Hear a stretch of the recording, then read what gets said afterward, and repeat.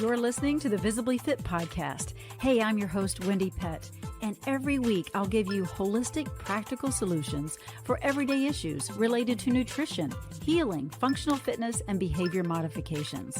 As a naturopath, fitness expert, and wellness coach for over 20 years, my goal is to empower you to reach for greater health and to rise up to your next level of living in mind, body, and spirit. You were created with greatness in mind. It's time to own it. Are you with me? Then let's dive in.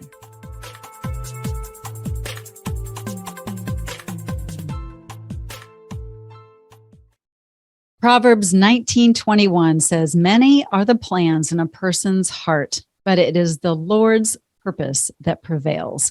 We're going to be talking all about purpose today in this episode of Visibly Fit. I'm your host, Wendie Pett, and I'm so excited to have my special guest on with me today. Her name is Jade Simmons, and she is an internationally acclaimed creator of transformational experiences designed to activate audiences into becoming the biggest, boldest version of themselves possible. That is so cool. The world-class concert artist is also the CEO of Jade Media Global, a revolutionary live experience and global content distribution company specializing in 360-degree personal development and strategic transformation. We're going to hear a little bit more about that as well. But she's nicknamed classical music's #1 maverick and named one of the best keynote speakers in 2019 and 2020 with her electrifying genre-bending concert adventures, which span from classical all the way to rap and include virtuoso storytelling, uncommon insights, and boundless inspiration. Today, Jade's experiences not only delight concert audiences, but her dazzling, high-impact presentations are fast becoming the go-to fuel for the world's superlative brands and organizations, from finance services to biotech to entertainment, education, energy, and beyond. And check this out. She, the equal opportunity disruptor, was also a surprise independent candidate for president in the 2020 elections. I had no idea of that. I just met this beautiful woman not too long ago at an event, and we just hit it off. And so I'm so excited to bring her on today to talk about purpose. And make sure you stay till the end because we have a special bonus that she's going to bring to the table. So Jade, welcome to Visibly Fit. Hey, Wendie, thanks for having me. Yes, what a treat. This is fantastic. You look stunning as ever. Thank you. Thank you so much. Look who's talking. Oh, girl, come on. You know, here's something. We kept trying to connect at this event, and your staff, your team, they're like, "Oh, come back. You'll see her. Come back." And you were just busy, and we just kept missing each other. But we had a beautiful FaceTime call, and I really enjoyed your authenticity, and I think we really connected with that as well. But we kind of tapped in a little bit about what you do, all about sharing about purpose. And you have your new book out, and it is called Purpose, the Remix, right? That's it's a right. beautiful cover. It's a mind-blowing re-understanding of purpose and how it works. And so with the Proverbs that I just read, many are the plans in a person's heart, but it is the Lord's purpose that prevails. How do we talk about purpose? And sometimes people get purpose and passion all mixed up. And if it's the Lord purpose, how is it our purpose? Let's dive in. Yeah, I've been reading the Bible since I was a very little girl, but I somehow seem to always skip over that proverb. And I think I spent so much of my time planning to death my entire life. I mean, I have been planning since I was a wee little girl. I mean, I had everything planned out. And I remember my big prayer to God was, okay, God, I'm reading all these stories. I see these incredible people, but I'm really worried about this Moses thing. Whatever you do not let it take 40 years for me to see the big fruition, of everything that's on my heart. And can I tell you, I am 45 now, and I just feel like I am really getting into the deepest part of what purpose has truly been. We serve such a gracious God, and for better and sometimes for worse, he lets us have exactly what we have asked for. And, my original dream was simply to be a classical concert pianist. And I am one of the very fortunate ones to say that I have that career. I have lived it. But what we'll get to is this idea that purpose Well, it's not just the thing we do. And I think for so many years, I thought my purpose was to play the piano. And I think that's where the danger comes in when we dare to lock purpose up into one thing or one activity. And purpose, I believe, is way bigger than we thought, but also much easier to find than we thought as well. That's so good. And I actually saw one of your quotes, and it says, your purpose is not the thing you do. It's the thing that happens in others when you do what you do.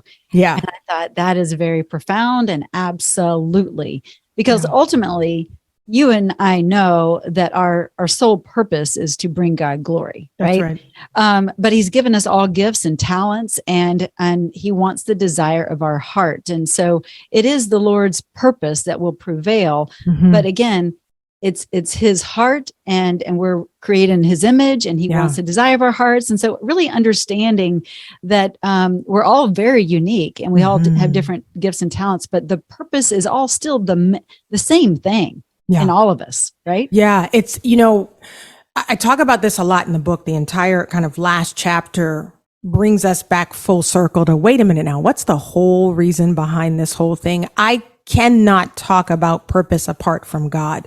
Yet 95% of my time as an artist, as a speaker, is spent in so-called secular settings. I use air quotes there for those who are listening in, only because God has shown me years ago that there is no separation, that wherever he goes becomes sacred, and that as long as we take him with us wherever we go, we're walking in a really sacred space. And so I've been really blessed to have this uncommon ministry where I'm not brought in to preach or to teach on the gospel, but I'm talking about purpose. And I believe that purpose is God-given.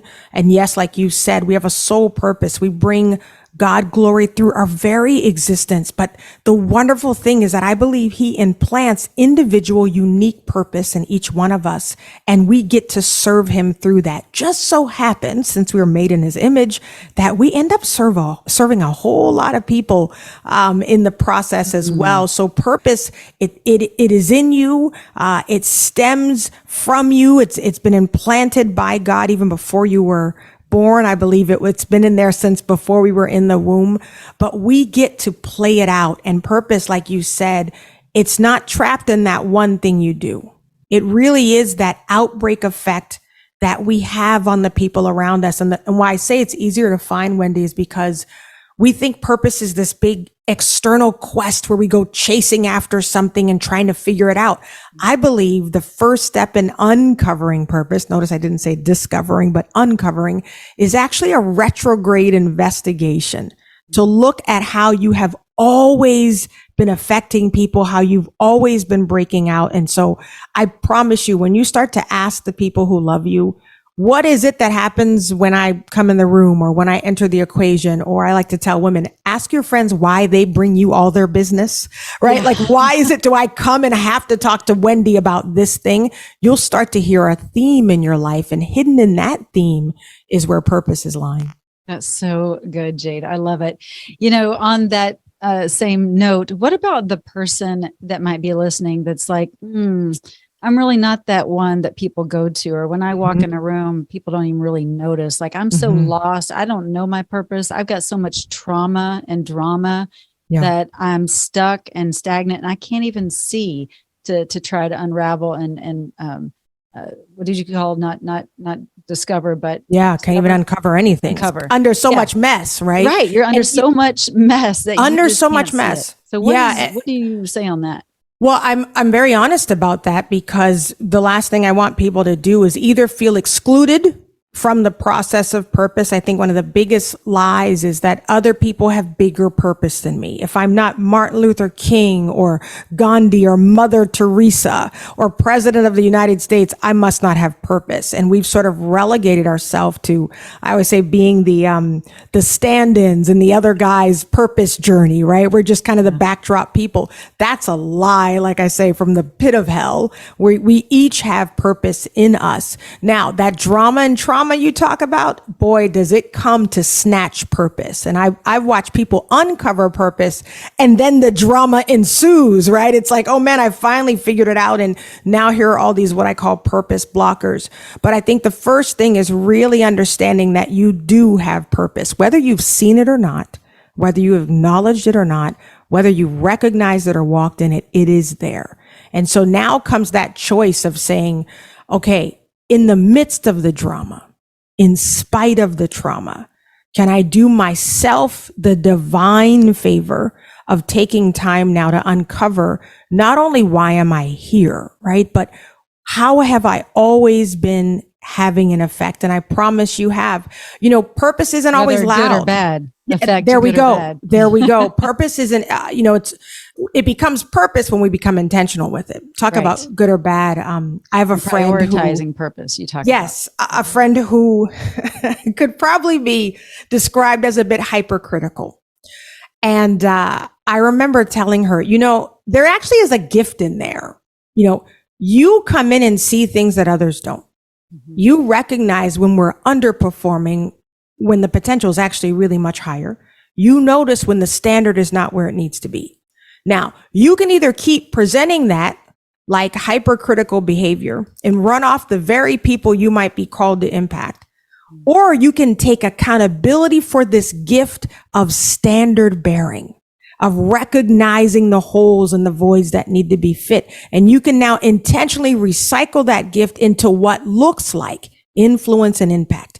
And the change that makes, I've seen this in women that I coach, that re-understanding of what we think is a personality quirk, or I'm always going to be this way, or nobody likes me because of this, or they're jealous of me because of this. No, let you understand first this gift, find out what the purpose is in it. And now intentionally you get to recycle that back into the spaces in a different way, right? When you talk about for better or for worse, we can decide what that looks like. That's where the decision making comes in. That's so good. I love that, because as a recovering perfectionist, I think I'm so much better than I used to be, but haven't fully arrived. Probably won't until the day I die, but I'm so much better at releasing and letting go. But my best girlfriend, she'll come to me numerous times because she's like, you've got an eagle eye.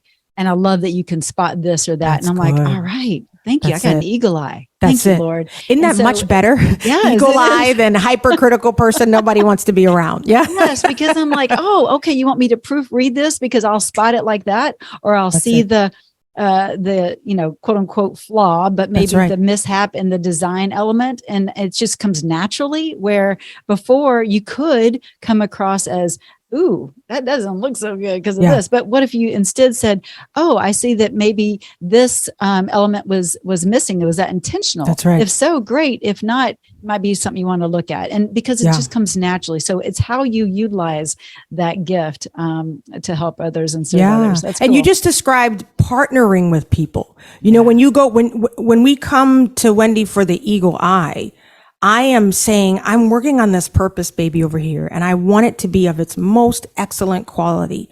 Can you now put your gift to work in service of this thing? Now I'm partnering with you to produce an even more excellent product. And as believers, especially, we should be aiming towards excellence, different from perfectionism, right? Amen. It's excellence. And there's no harm in that. It's biblical to do so. And I believe that your purpose will always be attached to freedom.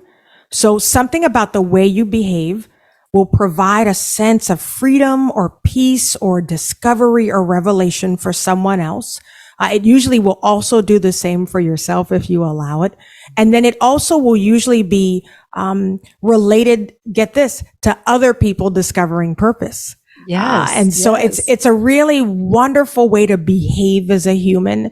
And it sort of makes you feel like you're never in the wrong place at the wrong time doing the wrong thing. Because you can always know how to behave if you're in a space, if you know what your purpose is. I love that. I know that my purpose, God really gave this to me in a dream. He gave me the name, which is really his name, but it's Revealer Healer. And so in the space of, as a naturopath and working with women to get healed, I'm able to be that eagle eye and right. see the vision for them and see the things that they need to tighten up so That's that they right. can become healed. And so I just feel like what an honor and a privilege when we really tap into that purpose, then we can serve others in that way, right? That's it. That service is huge. If we're made in the image, right, of God, you Right. can look to him to see, how does he behave? And purpose will almost always allow you to behave in a very similar fashion. Here's what I want people listening in to think. Well, Wendie's way ahead of me. She has her business. She has all these shows, right? She's everywhere, right? And it can be easy to look at that and go, well, that's not me. I'm just, first of all, one of my least favorite words, right? Just take a sidebar there. I'm just or only, and two of my least favorite. When you find yourself saying just, all it means is that you've missed something where you are concerned. God doesn't deal in just, and he'll deal in one and only. He'll help us differentiate so that we're really walking in the greatest expression of our uniqueness. But what I want people listening in to hear is that even though you are where you are, the titles, the industry you're in, the shows you produce, I promise you, without having known Wendie for more than a month, that she was already operating as a revealer and a healer long before the revelation, long before the title, long before the programs, and long before whatever else she's going to produce. So this is why I say it's so exciting. Purpose has always been with you. We get to, for the rest of our lives, do the work of uncovering it and then allowing it to move, because it's going to appear in different iterations. Wendie will probably always reveal and heal, but it may look differently in 5 years than it does today. That's so good. I mean, even you saying that just brings kind of tears to my eyes, just thinking about, because I've always known when I go back and just really be still and listen to the Lord and know in my knowing deep down, like, this is who I've always been. And nothing's changed. And so I think so many times, the enemy comes to steal, kill, and destroy. And so I used drama and trauma as an example, but even just self-sabotaging ways and just the way in which the world is with all the media, all the stuff that's pressed in on us. We have this comparison problem. Oh gosh. And that can stifle a purpose, correct? Yeah. In the book, I talk about the different things that come to snatch purpose, and comparison is a big one. And social media does not make that any easier. You could spend your day scrolling, I always say, through other people's purpose, instead of really doing the work of uncovering your own. I remember. Before you go on, I'm sorry. Why do you think that is? Do you think it's because it's easier just to scroll? And couple of things there, right? Yeah. You said it. It's easier. Also, if you're a dreamer, a visionary, we can become addicted to inspiration, revelation, information. I can be a junkie of all of those things. And so I have to be mindful and say, I think I've gotten enough information. I think I've gotten enough education. I've seen a lot of what the competition, which you really don't have any, but that's a whole other show, right? Healthy boundaries. Yeah, that's right. And I've had to decide when the time for action is. And I think sometimes we get overloaded. I say drunk on inspiration or drunk on revelation, and we forget to do the most important part, which is the activation. Yeah. Paralysis of analysis. Oh, right? Gosh. Yeah. And also just the familiarity and the comfort. One of our pastors at church was preaching on chains that need to be broken. And he was joking about how sometimes we don't really want to be free. We say we want to be free, but do we really? And his example, you will appreciate this, is he talked about being on this fitness journey and losing a few pounds. And he says, now I want that body. I want to look that way. I want to move that way, but I kind of want to eat whatever I want to eat. And he's like, I'm a Cajun guy and I want my roux and my rice. And he said, so every time he goes the other way, it's sort of like, do I really want to be free? How free do I really want to be? And it was a funny example that everybody could relate to, but you mentioned it, the mindsets, the self-sabotage. Many of the women that I am so honored to work with, we love diagnosing where they are and where they want to go and how do we get there. And what's amazing is, I'm sorry, but I don't tend to attract many slackers, Wendie. I think you know what I'm talking about. Yeah, I really get the best of the best women. Awesome. They have these degrees, these titles, and they will still be saying some of the most unbelievable things to themselves that is in no way, shape, or form true. And it's not bringing God glory. It's not at all. It's not at all. And so much of the work, at least in the beginning, is taking the scales from our eyes. And, as a coach, we often see the people we work with 10 times larger than they do right when they come in the door. Yeah. I already see them healed. You already see it. You got it. And I've had to even learn as a coach we got to walk through that, right? So are you a high empath? Because I am. And sometimes that can trip me up. Like I got to balance that out. Oh, it's huge. I feel everything. I see everything. And I would carry it. I'd wear it. And I used to snatch their purpose babies, dress them up for them and go, okay, now run with it. And they're like, I don't even recognize that. Yeah. It's like, what do you mean? Let's go. Right, and I love speed as well. So I do major and fast transformation that you then can work out and make sustainable. But so much of that work is really aligning and realigning and aligning and realigning and repositioning ourselves with the truth of, the word of God. I teach based on the principles of God, and really reminding ourselves of who he has said time and time again that we are. And then are we operating in a way that reflects who he said we already are? Yeah. And we have the mind of Christ. And I think how often are we going through our day forgetting that we have the mind of Christ, and all of a sudden we just have our own mind that's speaking, 50,000, 60,000 thoughts of negativity that's right. A day over and over. It's like, whoa, stop the insanity. I have the mind of Christ. This is who I am. And then start to record. You're an artist, record a new melody, right? That's it. We call it the remix. The remix. Perfect tie-in back to the book, right? The remix. Yeah, purpose, the remix. And I think life should be lived that way. My early career was solely as a classical pianist. And I love Mozart, Beethoven, Rachmaninoff, the name we talked about offline. And over time, this is very much so a nutshell. I tell the story a little bit in the book, and anybody who's ever heard me from stage has heard me tell some of this. But over time, I began to introduce more of myself into this classical concert experience, and the experience began to shift. I became more and more of who I was as a person, as a musician, as a woman, as an African American, as a believer. I started giving permission for all of me to show up, not just the me that could play Mozart. And the wild thing that happened is the demographics in the audience started to diversify. The seats started to fill. I got more engagements because I was now speaking to the audience and not only performing. And at the time, they were used to classical musicians coming out, playing the Beethoven, bowing and going home. Yes, right? So you can already picture it. So I would come out and bow and then begin to speak. Rock their words. Yeah. Yes. And the audience would be like, oh my God, she's brilliant. She said hello, because they weren't used to it.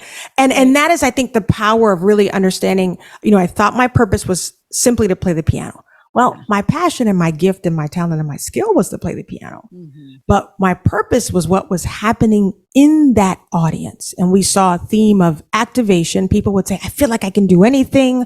And they always felt bolder than they had before. And so you read this nice line, my purpose is to activate people into being the biggest, boldest version of themselves. Well, that's not just great copy. That's actual evidence that we then recycled into copy. The best copy is the truth of who you really are. Mm-hmm. So we saw what had been breaking out, and then we made a note of it and said, I think I should do that more often. So now I only say yes to opportunities that allow me to do all of the above. I'm never going to usually say yes to something that says, can you just come in and play the piano and just, sit down, shut up and keep it moving? We say no to that. I could. And most of us live our lives, 90% of our lives in a place of what, yes to what we can do, what we're obligated to do. Purpose says, I want you to operate in what you're called to do, what you were born to do, the fullness. That's it. And once you taste that, Wendie, it's really hard to go back to doing anything else. That's awesome. And I'm glad we're talking about that too, because I believe, especially women, we tend to pile up our plate, and I'm using that as a metaphor, but also I have no idea what you're talking about. But also our schedule plates with yes, I can do that. Yes, I can help you. Yes, sure. But then that stifles out and and keeps the Yeah. healthy fullness of your That's own it. purpose in play and on that plate. That's it. And so, what would you say to that woman? Would you just start saying no? Like what's, Yeah. it might be that simple. I have it's in theory that's simple. We know, right? In practice, much more difficult. I have a whole chapter dedicated to this. It's designed to make you figure out if instead of operating in purpose, you've actually been all purpose, multi-purpose, or at cross purposes, right? And they are very different. And you're right. Women, because we have the gift of being able to do multiple things at once, right? Men are more compartmentalized in theory, at general, I should say. And women, if you saw our brains, apparently the way we collect thoughts looks more like spaghetti, and then the men are these nice little neat boxes, right? And you can see that in the conversations you have with the men in your life. Like they just want to stick on that one thing. Totally. And we can have a conversation. Oh yeah. Like we're doing right now. But my husband would say like, oh my gosh, total squirrel. You went this direction, but then I can come right back. And then come right back. Yeah. I can be at dinner with my husband, listening to him and hearing the conversation behind me. Right. He's like, how are you hearing that? So it's a gift. It's a gift in many ways. We know it is also a curse. We talk about that overscheduling. That slips out a little bit too easily. And the reason it does is because we get a little bit of a kick from being of use, from helping people. Some of us kind of like that martyrdom too a little bit. Some of us also like that feeling of people are relying on me. And those are all feelings that are really designed for purpose as well, right? That we know, okay, this is the season I've got to lean into my purpose. Also, if I'm in the life center of my purpose, I am actually more likely to be at my most effective when it comes to serving others, being reliable, having reward, having grace in the work that I'm doing. And getting to be fulfilled. And the thing about purpose is it regenerates itself. So that feeling of exhaustion is often placed. I really don't experience burnout very often at all. I go quite a few years before I feel anything that's close to that. And usually it's something I did that got myself in that situation, something I shouldn't have said yes to. What I do feel often, instead of feeling exhausted, I feel spent. That means I've used the fullness of my gift, my talent, my energy in a period of time. I've poured everything out, emptied the vessel. And here's the thing, if you're pouring out in the right place, they receive. And then they also recycle back to you gratitude, my favorite, action. That's what makes me the happiest, to see the people I work with move. That will refuel you. Passion can burn you out. Passion is meant to be a temporary fuel, but purpose is renewable energy. That's good. Say that again. Passion is only meant to be a temporary fuel, but purpose is a renewable energy. The more you operate in it, the more it fuels you to continue to do so. Purpose is renewable energy. I love that. And that's one of the reasons you are also a purpose whisperer, because you're saying things like that speak to people and can whisper there, but yet with a boldness, because you're direct. A bold whisper. A bold whisper. But whisper and help encourage people. You're an encourager, to encourage them to fulfill that calling and purpose on their life. And so give me an example of maybe someone you've worked with that you've seen like a complete, flip of the script of their life, working with them. Yeah, we have a coaching program at my company called Designer Growth Club. We want you to live the life that God has built for you by design. And so we spend that not in comparison, but in asking God, who have you called me to be, and how do you want me to get there? And we have this one client, I don't think she'll mind me talking about her, who's been with us for quite a few years, and brilliant. But again, soon as she came in, I could see everything. She was always in sort of the middle management area and higher ed. And I remember saying to her in the first month, listen, you are designed, your brain, your heart, your vision is designed to be at the top of an educational system, cascading down, changing the infrastructure, changing the culture. She believed she had to kind of work her way up, up the ladder. That's what the world tells you. I love to skip line. I'm sorry. I am going to jump the line whenever I can.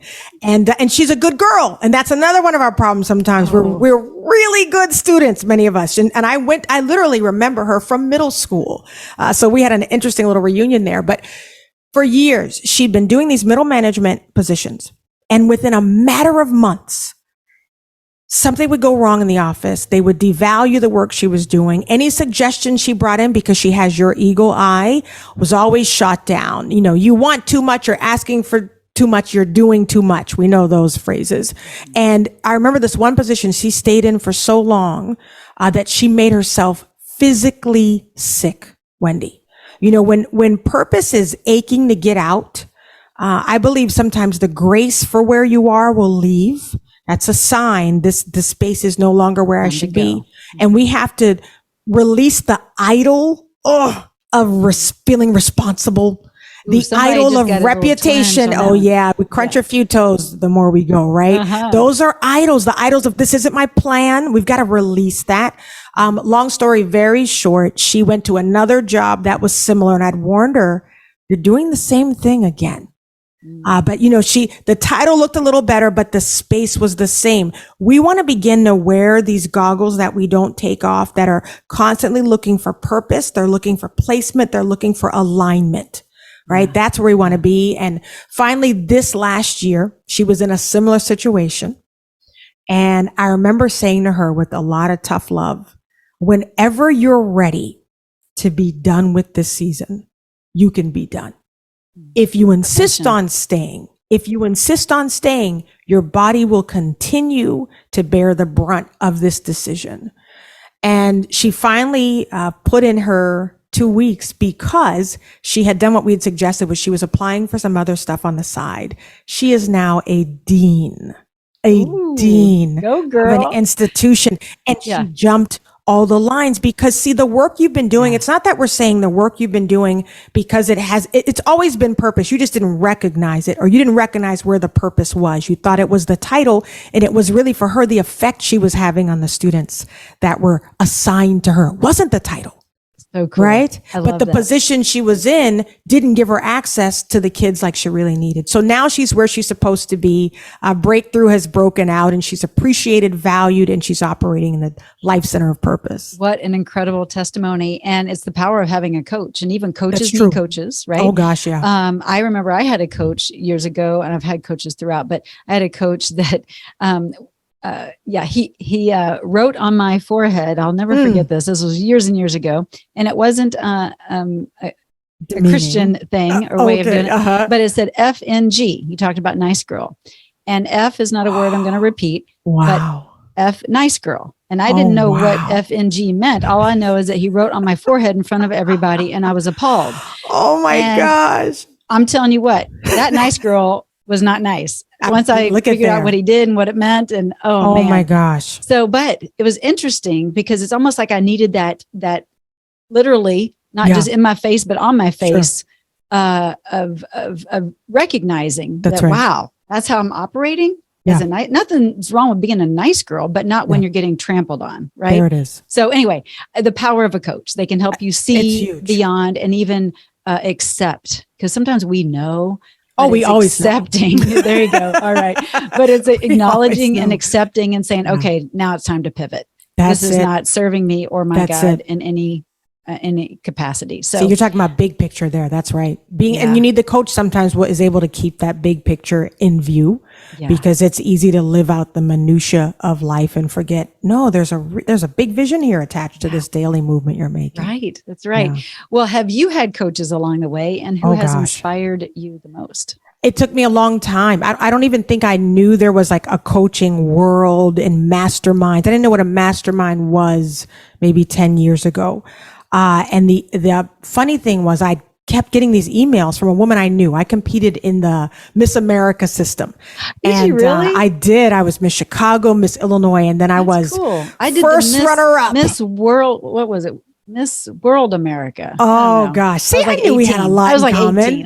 Well, no, I was in my early 20s, and I got to Miss America, and I was first runner up, which sounds really awesome. It's awesome, but it's like hard because you're right there. Yeah. And so this woman who was a coach was also another African American woman who had placed very high in the Miss America system in years past. So I don't know how she had my contact information, but I was on her mailing list for years. And I'll never forget, I was on my anniversary with my husband, vacation with him, and an email came through and it said, are you done being a maverick? And I love that word maverick. You read it. It's in my marketing. I didn't even give the name to myself, but I thought, what's a maverick? What's wrong with being a maverick? I like being a maverick. And then she listed all the negative things. You're figuring everything out by yourself. Everything is do it yourself, or you don't have any help. Lone Ranger. And that was literally, I am a loner by nature. I enjoy my company the most. I hope my husband forgives me for saying that, but I love being by myself. Yeah. And since kindergarten, Wendie, no exaggeration, I avoided group work like the plague. Really? Yes. Oh my gosh. In college, I picked my classes based on the least amount of group work possible. Literally. But here I was with this huge international vision, and I was just going to build it all myself. Mm-hmm. Well, if there's anyone who relates to that, listen here, your purpose, guess what? Eventually will become too big for you, but it won't be too big for the next you and the team that's called to help you build that thing out. So that email hit at a time where I was drowning in the business I was trying to build. I was mostly performing, but I knew there was more, but I had no idea how to get there. I worked with her for a year and I devoured all the content. I mean, some serious money was coming out of my bank account every month, and I was going to get through all that content. Yeah. So I implemented everything right away. That was my first experience with coaching. That's when I became a coach. I learned, cause I was already coaching. Most coaches are already coaching, just doing it for free. Right. So I started building a coaching business. Yep, I did. And then a few years later, I went to another coach that was working with people who were stuck at 7 figures. I remember, and I was like, oh, I'd like to be stuck at 7 figures. I'm not, let your girl get stuck, right? You know, it's like, can I just get in that bracket? And it was a year-long program. And I did everything they told us to do in the first 3 months. Oh, wow. And you 6 months in, girl. I do not play. And that was even more money coming out. I remember that investment was large enough to be an employee. And she said, listen, if you can do what we're telling you to do, it's like you have an employee in your business, right? That's probably the most productive employee you'll ever have. Yeah. And I implemented and went from a team of 3 to 10 in the first 6 months. And then we finally broke into the $1 million world. And when I was working with her, and I've been using a lot of those things. I'm not in that program anymore because I am a very fast implementer, but I stay connected. So I meet people like you, and I always say I collect them, right? And I have friends that I've met along the way who are also coaches. And even if they're not officially my coach, we coach each other. And if I'm not talking to a human, I am reading a book. And every day I'm reading the Word of God, and the Holy Spirit is the best coach I've ever had. Could never afford his rates if he had them. Because I get to really, I feel like, see into the future, with God, walking and building, or I should say with me getting to walk and build with God. Yeah. Amen. Couldn't be said better. That's so cool. Well, you had this artistic epiphany when you were doing just the concert pianist stuff. And then the epiphany was what? That you could bring all of your gifts and talents and start speaking to bigger crowds and be your authentic self, or was there more to that? Well, I was having a weird rough patch where I was having some stage fright and some memory slips, things that I was not used to. I can't imagine you having stage fright. I couldn't either. That's why it was so wild. It was like, what is this feeling? And I would get so suddenly nervous. And I've been playing since I was a little girl. It was almost like I had this thing in my throat. I was worried about messing up. I think finally I had this fast schedule. I wasn't able to practice as much in between, right? And classical it's high intensity, high pressure. We're playing this storied music, legendary composers, and usually the audience is very well educated and informed. And so in order to get through these bouts, I would play one part of the song, one piece, and then I would talk to the audience, like I mentioned in between. I didn't start out speaking to the audience. I just came out and played. But when I started speaking, it was to sort of calm down and catch my breath. Well, the audience started falling in love with those moments. My career took off. They said, book that piano girl who talks. Interesting. Yeah, it was huge. So I always say, pay attention to the illogical interruptions, the challenges that make no sense. You weren't bothered by this before and suddenly it's an issue, right? Because usually hiding in there is the pivot. Usually hiding in there is the divine detour. So that changed everything. The epiphany was that I still was playing to impress the audience to death, I always say. And I would tell these stories to catch my breath. And then afterwards, the audience would come up to me and they'd talk more about the stories than how awesome I was. And I was so offended. I'm like, did you not hear how awesome I was? Do you know how much I'm practicing? This talking thing is too easy. I'm not even thinking about that. Right. Sidebar, right? This natural, organic thing I was doing was the thing. Now, the music today, the piano comes with me wherever I go. So even if I'm speaking on a corporate stage, there's a piano with me and I use music to drive the points home. But the epiphany was this. You think that people are coming for one thing, but they're really coming for so much more. And sometimes the audience doesn't even know what it is they're there for until you dare to offer that thing that is purpose. For me, it was that inspiration and that activation. Audience members were leaving moved. They'd come to be entertained, but now they were leaving being impacted. So my purpose was not to play the piano to impress audiences. It was to deliver activation that impacted them instead. Lo and behold, that happened to be darn impressive as well. Wow. Well, I think that is a beautiful segue, Jade, to activate this audience with your beautiful gifts and talents. And I'm so just honored and grateful that you would do such a thing here on this podcast. Of course. And I just adore you. I can't wait to spend more time with you. Same here. And before you segue into your incredible talent, I just want to let people know that they can go and find you at jadesimmons.com. And we'll put that in the show notes as well. But God bless you, sister, and all that you do. Thank you so much. I'm going to end with a little jazzy version of Flight of the Bumblebee. People always expect the classical pianist to play Flight of the Bumblebee, but they don't expect it to sound quite like this.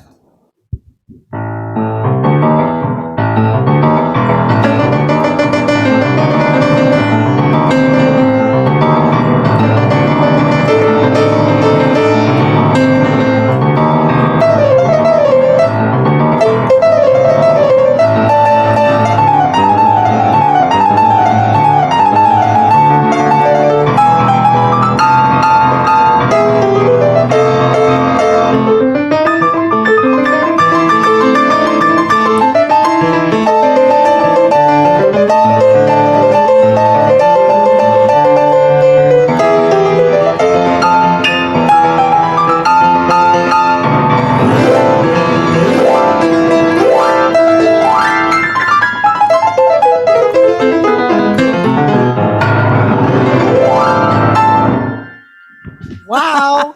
Okay. Wow. You just blessed our socks off. Thank you, sister. That was, I'm just like, oh my goodness, that's amazing. Oh, all right. Well, I'm all jacked up now and ready to go fly out of here. I know you are as well, but thank you. Bless you. And again, those of you listening, go to jadesimmons.com to hear more and to learn more and to dive into her coaching. So we'll talk to you soon, sister. Thank you. Take care. How about that? I will take jazzy Flight of the Bumblebee any day, coming from Jade Simmons. Again, if you didn't catch this book here, I'm trying to hold it up here. If you're watching, it's Purpose, the Remix, a mind-blowing re-understanding of purpose and how it works. That is her new book, which you can get at jadesimmons.com. So check that out. And I hope you enjoyed this episode of Visibly Fit. That's so fun. It's a little bit different, but being visibly fit is about being fit mind, body, spirit, emotionally. And part of that is really understanding and honing in on our purpose. When we are walking out our purpose, we feel healthier and happier, and we operate at a different level, like with our vibrational frequency, how we show up in the world when we're walking in our purpose. So anyway, hope you enjoyed that episode. If you are looking for a health and wellness program, then come to wendiepett.com or go to getvisiblyfit.com. Check out the 7-week course that will allow you the space to get the knowledge and the expertise in your nutrition, your exercise, mindset, spiritual, emotional release, all the above, and have accountability, community, and individual coaching by myself and my team. So check that out again at getvisiblyfit.com or go to wendiepett.com, and let's do this together. Let's get you into that healthy place so that you can fulfill your calling and purpose to its fullest. All right. Thank you so much for tuning into this episode, and I appreciate you sharing and giving a rating and a review. All right. Take care and God bless, and make it a Visibly Fit day. Well, that's a wrap for today's show. So thank you so much for tuning in. I love spending this time with you. To learn more and get more free resources, just head on over to wendiepett.com. And thank you in advance for sharing this episode and this podcast, following and subscribing, not only to this podcast, but finding me on social media, Instagram, YouTube, Facebook, wherever you are, I'm probably there too. Until next week and our next podcast time together, make it a Visibly Fit day.